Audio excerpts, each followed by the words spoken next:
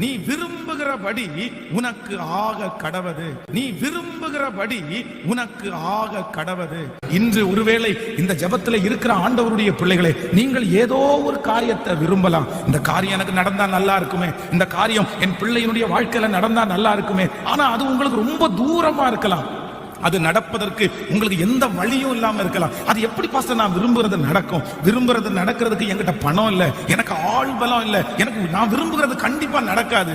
ஆனா கர்த்தர் இன்றைக்கு வாக்கு கொடுக்கிறார், நீ நினைப்பதற்கும் வேண்டிக் கொள்வதற்கும் அதிகமாய் செய்கிற கர்த்தர். நீ விரும்புகிறது அவருடைய கரத்தினாலே வரும். நீங்கள் விரும்புகிற அந்த காரியம் நடக்கும். நீங்கள் விரும்புகிற பிள்ளையினுடைய ரட்சிப்பை கர்த்தர் உங்களுக்கு தருவார். நீங்கள் விரும்புகிற அந்த வீடை கர்த்தர் உங்களுக்கு தருவார். நீங்கள் விரும்புகிறபடி அந்த திருமணம் நடந்து முடியும். நீங்கள் விரும்புகிறபடி ஒரு எதிர்கால வாழ்க்கையை கர்த்தர் அமைச்சு கொடுப்பார். ஹல்லேலூயா. நான் இந்த பலிபீடத்திலிருந்து தீர்க்க தரிசனமாய் சொல்லுகிறேன், என் ஆண்டவருடைய பிள்ளையே, நீ விரும்புகிற காரியத்தை கர்த்தர் உங்களுக்கு கைகூடி வர பண்ணுவார். எல்லாரும் கையை மேல உயர்த்தி சத்தமாய் ஆமென்.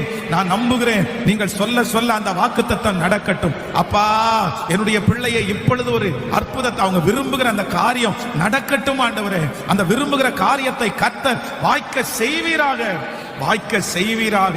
ஆமென். நம்முடைய ஆண்டவர் யார் அப்படின்னா, நம்முடைய விருப்பத்தை நிறைவேற்றுகிற கர்த்தர். நம்ம சில நேரங்களிலே விரும்பும் போது எதுவுமே நமக்கு இருக்காது. ஆனா நான் நம்புறேன், வேதம் நமக்கு ரொம்ப அழகாய் சொல்லுகிறது, விருப்பத்தை நமக்குள்ள வைக்கிறவரே யார் அப்படின்னா கர்த்தர் தான் நமக்குள்ள விருப்பத்தை வை.